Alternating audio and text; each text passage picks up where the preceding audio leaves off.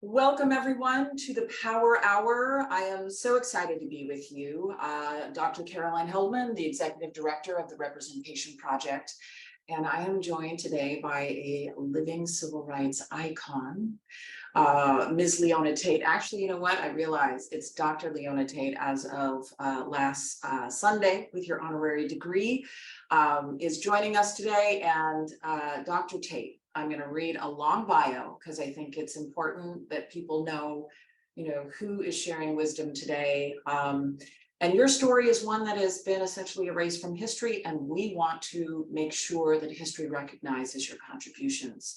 Dr. Tate was born and raised in the lower Ninth Ward of New Orleans. She and her family were selected among many applicants to be the initial implementers of school desegregation in New Orleans. So on the morning of November 14th, 1960, 4 little girls desegregated the Deep South. So Miss Leona, Ruby Bridges, Tessie Prevost, and Gail Etienne were escorted by U.S. Marshals. 3 of the girls, including Miss Leona, went to McDonough 19 in the lower Ninth Ward, and Ruby Bridges went to Franz Elementary in the upper Ninth Ward. As soon as Miss Leona and her peers entered the schools, the white children were pulled out, and for 18 months, the girls were the only students in their class.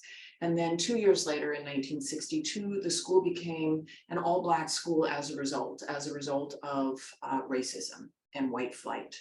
The McDonough Three, as they are known, marched on to integrate another formerly all-white school, TJ Seams, and I'm probably mispronouncing that, you'll correct me. And in 2009, Dr. Tate, Miss Leona, established the Leona Tate Foundation for Change to help purchase McDonough 19, the school she desegregated in 1960, with 2 other little girls. And today, she and her partners at Olympic Community Development have opened the TEP Center, which is the first civil rights museum living space, mixed use space in New Orleans. It is a space that is dedicated to telling the history of New Orleans public desegregation, to telling the story of civil rights in New Orleans and the United States, and to celebrating Black life. The mission of the TEP Center is to create a safe space and a community anchor where the public can learn, support, and train for anti-racist activism and social restorative justice. So welcome, Dr. Tate. It is so wonderful to have you. Thank you for having me. I'm excited. Well, let's jump right in. It's not often one gets to talk to a civil rights icon. Oh, wow. Okay. So I'm going to be, I'm always fangirling you, but it's important that people know who you are, right? It's important that history be restored. And we love Ruby Bridges. Everyone knows that story. Folks don't know the story of the New Orleans Four. So tell us about that day in November 1960, when you marched up the steps with Gail and Tessie to desegregate McDonough 19 in the lower Ninth Ward. What was that morning like? How did you and your family prepare for that day? Did you know what you were doing? Do you remember those details? Oh, I remember it like it was yesterday. I knew I was going to a new school. I just didn't know why. Preparations started even before that day. It started like in kindergarten at our old school. Like I remember extra things being done, to prepare me, like spending extra time with my teacher, even on the weekend. Mother, going to different meetings. But that first day, November 14th, when I woke up, now that wasn't the first day of school, but that's the day they selected for it to happen. And I woke up to a house filled with family and friends. You would have thought it was a holiday. That's what the household looked like. And everybody seemed to be having something to do, I guess, just to help my mother get prepared. And all of a sudden, a Black car pulled up in front of the door. It was the U.S. Marshals arriving to bring us to the new school. And well, that was exciting to me because I had been walking 11 blocks to my old school. So I was getting a ride to the new school, which was in my community, immediate community. And Before I walked out the door, my mother said, when you get in the car, sit to the back of the seat and do not put your face to that window. And I remember that like it was yesterday. So, and I got in the car and we took that journey, and apparently all three of the cars met up, because each one of us, myself, Gail, and Chester, were in separate cars, and we came in from the rear of the building and we turned on St. Claude Avenue, which is where the front of the school building is. Was masses of people. You couldn't see the neutral area or anything. It was just a crowd of people. But I didn't recognize that everybody was white. You know, that just didn't catch on to me. You know, it looked like a crowd of people just standing out there waiting for a parade. And that's what I thought it was happening, because I knew a parade passed on that street. And I kept wanting to know why I had to go to school and I couldn't watch the parade. So my mother said that wasn't the case. That wasn't the case. So we did make the journey in the building. We came up the front stairs and approached the principal's office. And that's where you would register for school in those days. And we were asked to take a seat on the bench that was outside of the principal's office. And we sat like half the day before they even decided to place us in the classroom. And once we did get placed in the classroom, well, that was another ball game. The white parents just started coming in and pulling their kids out of class. You know, by 3 o'clock, Tessa, Gail, and myself was the only 3 students in that entire building. There were 2 brothers I understood lasted to the end of the week, but their father was harassed so bad, we didn't see them. They were in another part of the building. They had to leave. Yeah. So the harassment was constant, and to the point where even, you know, white parents who wanted their kids to stay in the school really couldn't stay in the school. And Dr. Tate, you have a current photo of the TEP Center right behind you. Sure So do. that's St. Claude. And if you tilt a little right, there's the front steps. So those are the front steps. You walked up with the U.S. Marshals. Sure do. Have you kept in touch, or did you stay in touch with the U.S. Marshals? What was that relationship like? Because I know that they were a part of your life for a while. We had not heard from them until our 50th anniversary, which was in 2010. And the U.S. Marshals Museum in Fort Smith, Arkansas, coordinated them to come to the 50th anniversary, and we got reunited with them. And that was a wonderful weekend. That Friday night, we had a private dinner at Dookie Chase, and it was like, I walked in, it was like I knew him, before, you know, the marshal, before I even got reintroduced to him. It was like it was yesterday that I had seen him. But we talked a lot. We got explained a lot of stuff that we didn't understand or didn't remember, and it was a beautiful weekend. And one of them, well, 2 of them since then has passed on. And his wife came and we poured the ashes in front of the building here. So we will be setting up a memorial area for Al Butler, was his name. And that was another dream. I guess so many parts of this project that we're working on has been a dream for me. And, you know, I had always wanted to see those marshals again, and we got that chance. And how about the teachers? Dr. Tate, We- you stayed in contact with them, and I know they played a pivotal role back in the day. Not really. We only at that time interacted with the teacher that we had, and but during that 50th anniversary, that Saturday night, we had a panel discussion at Tulane University, and our 2nd grade teacher was in the audience, and we did get to see her. And but we hadn't talked to any of them throughout the 50 years that we had that celebration. But our 1st grade teacher was awesome. She was more motherly than anything. And, you know, coming up, I would always think, well, maybe she wasn't from New Orleans.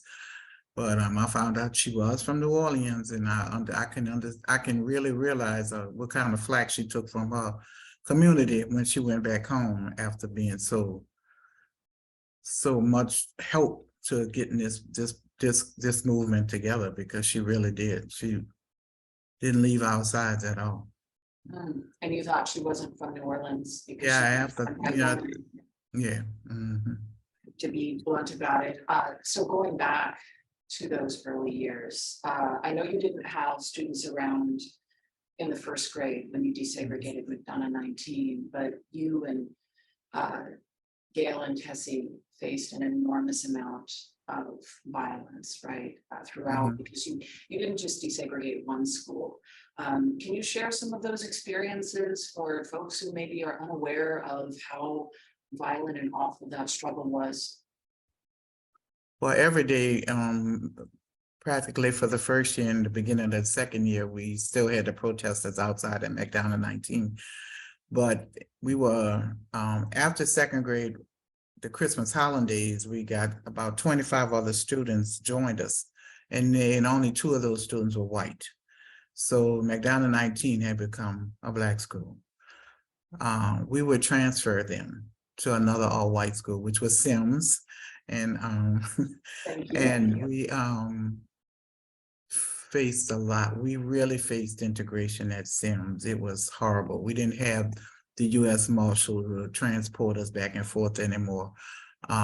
We just had to work through the crowd, you know, of protesters, like right near us. And it's something I wouldn't wish on anybody's child. It was really scary. And I think the bond that the 3 of us have till today really intensified at Sims, because we had to stay together, you know, and we were taught to not leave each other. We had to stay together.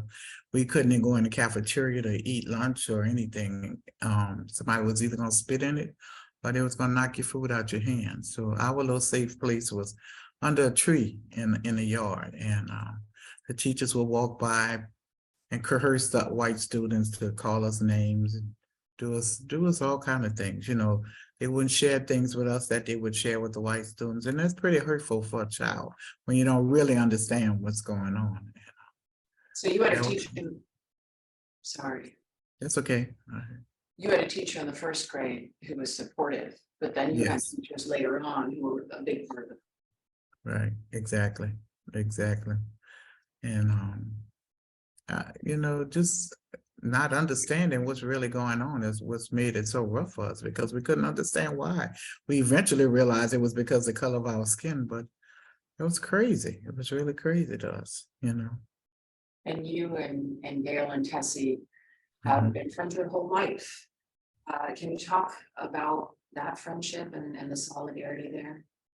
Well, we really kind of got separate, because I only stayed at Sims a year, because you had to go to school in the area where you lived, and my parents moved, and was on Sims and McDonough 19 are in the lower 9th ward, and the school where Ruby went, France, was in the upper 9th ward, and we had moved to that area. So I joined Ruby at France in 4th grade, and they had more Black students at that time at France. They still had that division, you know, of white and Black, but it wasn't as bad as it was at Sims. Sims was just horrific. And junior high school started out the same way. We went to 7th grade at Joseph Cone, and it was a lot of rioting and a lot of fighting, because we were getting older then, you know, and understanding what's happening. And it was always that tension. Throughout my high school year at Nichols, it was the same thing. But integration progressed as we progressed the grade, and it didn't open up to all 12 grades until we reached 10th grade. And my 10th grade year started out at Francis T. Nichols, and the mascot was Rebels, and they honored a Confederate flag. So that made it really, really, really rough. You know, there was a lot of fighting, and I mean, it was just awful. You wouldn't even expect that to happen in a school, but it did. It did. So The reason that I fangirl you, and I think everyone should, is when we're talking about social movements, we tend to think that they're way in the past. Obviously, they're not. And we also, I think a lot of folks don't really think about the trauma that comes from experiencing being on the front lines. And you were a first grader when you were on the front lines, but then you're in high school and you know what's happening and you're still pushing. And just that the sheer amount of bravery and courage and the trauma sustained, you then go on to, you do many great things and have in your life, right? But one of the greatest is founding the Leona Tate Foundation for Change, and then opening the TEP Center. Can you talk about how these early experiences shaped your later activism in life, and tell us about this extraordinary activism? I never would have thought that I would be doing that kind of stuff, but for many years I didn't talk about what we had experienced. Gail, Tess, and I would talk amongst ourselves, but we wouldn't share those stories with anybody. But we started getting invited to certain schools to come and speak to the children, or during then we would be invited here back at McDonald 19 to come in during Christmas holidays and read stories, but but the children didn't know what had happened here, so that was my vision, was to try to get it, open up a school after Katrina. It was just so devastated in this area, and they were only bringing one school back, but people were trying to come home, and do what they could do. And that would spark the foundation there, because everybody that I went to talk to about trying to get it open as a school wanted to know what my foundation was about. Well, that was never my intention, but I had to do it to get an answer. So, but they still assured me that it would never be a local school anymore because of the amount of land that it's on. I knew it needed to be something education because nobody seemed to have known what had happened at this school. If they did, it just got erased somewhere. They just forgot about it, and I had to bring that back to their attention, and by doing a presentation at the New Orleans School Board, Public School Board, and I don't know, it kind of helped out. It kind of worked. They decided to do a reassessment of things here they hadn't done since Katrina, and this was like 2009, 4 years after Katrina. And that really was spoke, but I still didn't know that I would be buying McDonald 19 or owning this building, and it just worked out that way. It took a lot of steps there. We had to put it on the National Historic Registry to keep it from being torn down. People, begin to understand the history of this building, and that helped out a lot. That helped out a lot. You fought for 10 years to make this happen, perhaps more than 10 years. When I met you, this was your dream, your plan, and you are a leader in the lower Ninth Ward and beyond. And I want to put a gender lens on this for a moment. I, having worked in the lower Ninth Ward, know that you are an amazingly collaborative leader. And that is one of the things that you're known for. You're known for many good things in the lower Ninth Ward, but you're known to be somebody who supports and champions other people who are doing work that you think needs to be done. I'm just wondering whether you have faced any challenges as a woman in leadership, in activism and leadership. So far, I don't know, it seemed to have been coming real easy at one point. I kind of think I still feel some little tension, with local things in the community, but I think we just need to find a way to pull that out of them, because it's like we get visitors from everywhere. We're not getting the local visitors like we want, and I don't know if it's because people just don't want to talk about what happened, or they're embarrassed about it. So, but as far as, them recognizing that it's a woman, I get a lot of, people, encouraging me that, they're proud of what I've done because a woman stood up to do this, But it took a lot of help, and I don't want to take all the credit because it took a lot of help, and it's still taking a lot of help. And I want to make this be a community thing, not a me thing. And I really don't, people encourage me to just stay on the track, stay on the right track, and keep doing what you're doing. And it took a long time for me to get that push, but I finally got it. And I know you have a team, Tremaine, Taj, you have great yes. people around you, but let's be clear. This is your vision. This is your leadership. And the reason all of this is happening is because, people are loyal and dedicated to you and your vision. So that's a great segue to the next question, which is, what is your vision? What sort of a world, if you had a magic wand, like what sort of a world are you trying to create with your activism? I want to create a world where nobody sees color. Just everybody are human. And I want people to treat each other the same way you would treat your family. We need to some kind of way bring this how can I say it, this racism plight to an end. How can I say it? Because I feel like Tess and Gail and I were introduced to racism here, even though we didn't understand what racism was. I had never heard that word before in my life. And I feel like this is a place if we come and we gather together and do things together and try to build this community back up, it could end here, and I don't care what color you are, I don't care what you want to be or whatever. Let's try to get together here and work together. I don't care who has moved in here since Katrina. We have a lot of gentrification, but if you're living here, let's be here. Let's join in here together and get this community back up and running. It takes a lot. I don't care what it's about or who you think about, but we got to develop some sort of system to get equal opportunities for everybody. We got to. We got to. Absolutely.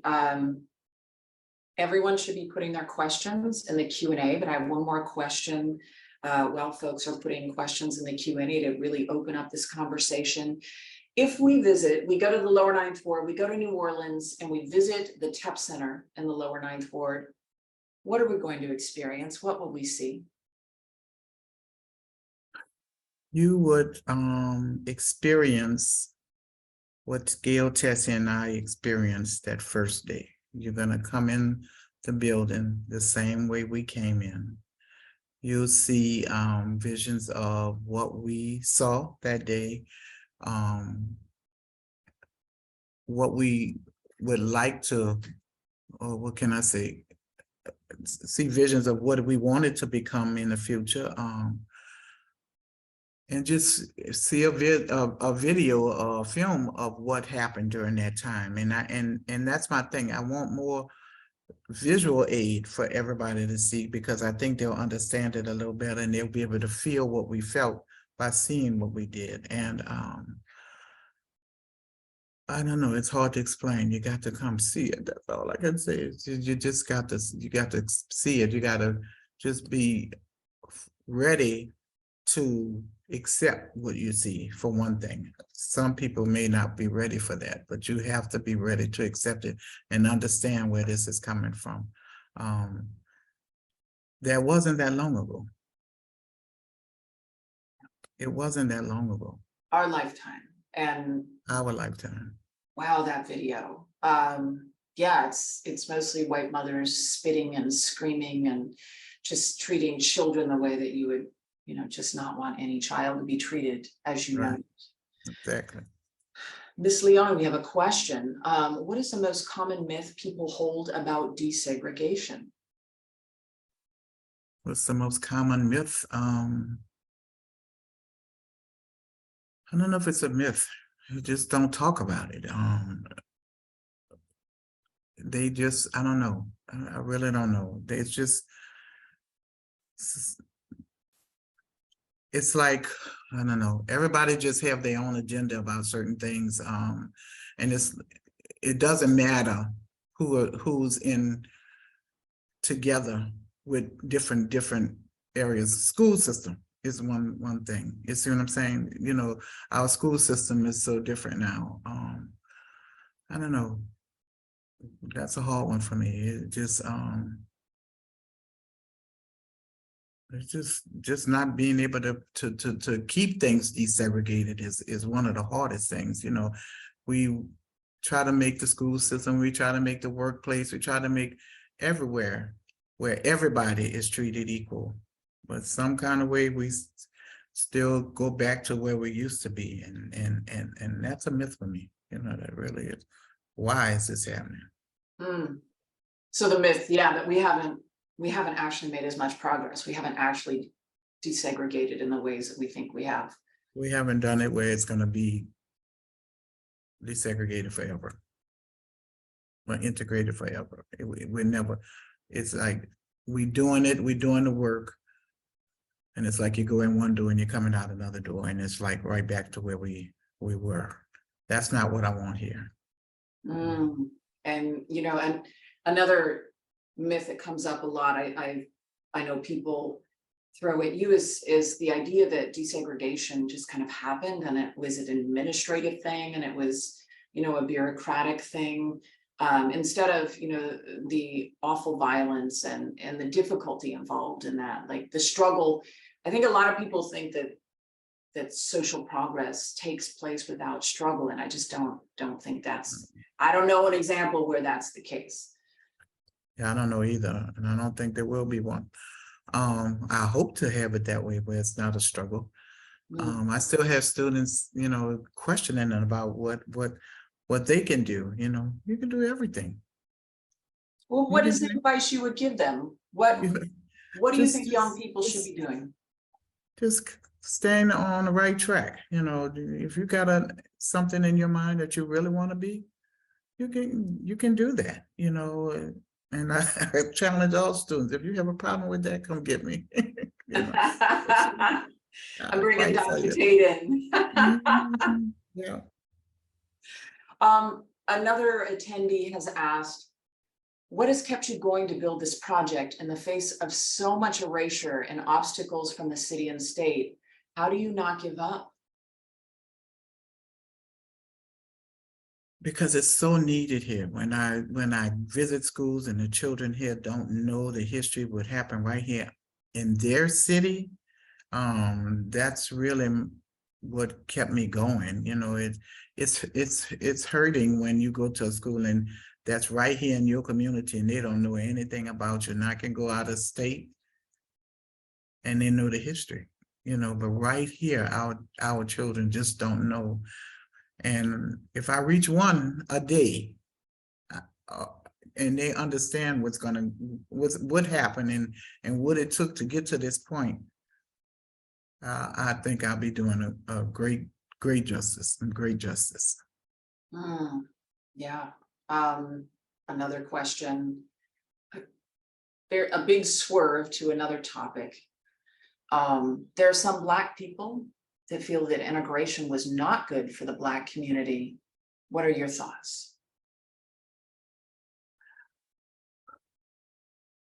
I think and sometimes I think that way too, but my thing is that we didn't ask for the integration. We asked for resources and better materials. Yeah. You know, and I think we had really good teachers if they'd have had the right resources and the right materials. You know, even with the teachers that left after Katrina or that got rid of after Katrina were good teachers, you know, and some of those old customs are needed today in some of these schools, but it was the way of the world at that time. So that's what we had to do, but we had to do it where it was going to work, you know, and I felt like that was the pressure on Gail, Tess, and I. We had to be on target, you know, we had to be prepared to make it work. And at that time, we were well prepared. We were well prepared. your mother was a big part of that, and the parents, right, of Gail and Tessie and Ruby. So Rebecca Cooper has a question. She says, I can't imagine what strength and bravery you and the other girls' parents must have had during that time as well. I mean, it must have been terrifying for the parents, right? What do you think your mother would want us to know about the fight for racial equity? I always heard my mother say she paid her taxes, just like everybody else did. All I can remember is being prepped to do the right thing, do my best in school, get your homework done. I mean, it was an act of Congress to do homework because I had everybody in the world trying to be there to make sure that I get it done right at that time. But my mother was courageous. You know, she wasn't a activist. She was just a regular person, but it was brought to her attention and she acted on it. And she felt like she said, she paid her taxes, and she felt like if it would take her to put me in a better school, and she was going to do it, and she did. She wanted what was best for you, and that was worth, yeah, the sacrifice. Another question: have you met other civil rights icons whose stories have been erased from history? I have met several other people that integrated schools. I don't know about if it's been erased, other than the three of us. And I just feel like people just don't do their homework. It's not like it's erased. It's there. Nobody just researched it to find it. But I've been in the presence of some of the Little Rock Nine. I've been and just a few other students from other schools that were the first to, you know, they were basically high school students. They weren't elementary schools the way we were, you know, that have shared some stories. But and that's one of our things, is to try to get some of these people together, you know, and we're working on that pretty soon. So hopefully we can hear a lot about if they thought that their story was forgotten. But I don't really know. I don't think our story was just erased. I think it just wasn't researched upon, put it that way. You know, they may have dropped it out of the media, but if somebody would have looked up, they would have found it. They would have found it. Yeah, it's surprising how we know a lot about Ruby Bridges' story, as we should, and yet the exact same day, the same level, you know, the types of violence, the same, and it's a mile away from each other, right? Really important that we recognize this history. And as you pointed out, Dr. Tate, you know, a lot of folks don't want to talk about this, and we have all these laws across the United States banning the teaching of history under the guise of critical race theory. It's just, we're in a time maybe where we need to talk about this more than ever. Question for you from an anonymous attendee: are you looking into an immersive virtual reality to share further and beyond to all public? So making the exhibits virtual reality? If we find that it's needed, maybe yes. Hopefully just coming here to view it in person will be enough for, you know, because we're getting a lot of feedback of what's going on now. So hopefully that'll work. If we see where it needs to go further and it's not reaching who we needed to reach, then it can be a virtual reality. I think a company should write a big check and make an experience, you know, nonprofits. Yes. Big question. It might be, this person says, this question might be an impossible one, but if you were to have the choice to endure it again, would you? Yes. I say that all the time. I would do it again. But there are things that I felt like the ball got dropped on that I really would see to that not happening, like, you know, the security. I don't know, and that brings back to what we said before about the store being dropped. You know, that part I would keep it some kind of way. Somebody need to keep it going, and it will be kept going. But I would do it again. Yeah. Mhm. Incredible.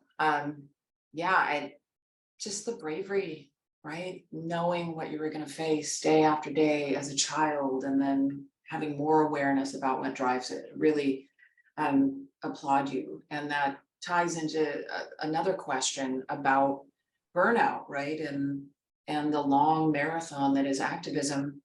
This anonymous attendee asks, social change is a long journey. What advice do you have for other activists who struggle finding balance and avoiding burnout from the work that they are doing? Got to keep going. We got to keep going. Yeah, I'm burnt out. I truly am burnt out at times. But if we start with our little people and keep working with the little people, eventually it'll catch up. It will catch up.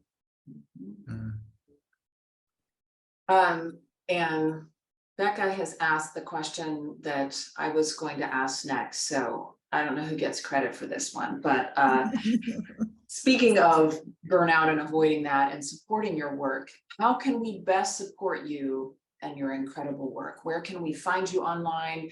What are some things we can do right now to support your work? We can visit the TEP Center Monday through Fridays from 10 to 3. We're located at 5909 St. Claude Avenue. Yes, we are asking for all donations, little or small, or even extra large ones, really. Those ones especially. Those ones especially, yeah. We have several websites. We have the Leona Tate Foundation.org. We have TEP Center, TEPcenter.org, and info@tepcenter.org. Facebook, Instagram, Leona Tate Foundation. We're there. But not TikTok. No. Well, and I'll put a plug in, Dr. Tate.